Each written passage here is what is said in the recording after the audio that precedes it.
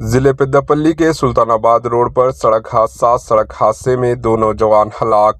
रियासत तेलंगाना के जिले पेद्दापल्ली के सुल्तानाबाद रोड पर देर रात गए एक सड़क हादसा पेश आया।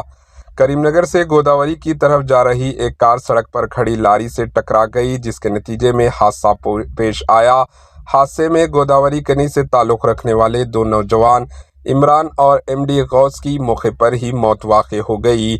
पुलिस ने जाए वाक़या पर पहुंचकर लाशों को सुल्तानाबाद के गवर्नमेंट अस्पताल मुंतकिल किया। पुलिस का ख्याल है कि हादसे की वजह तेज रफ्तारी हो सकती है। Bureau report, HN news.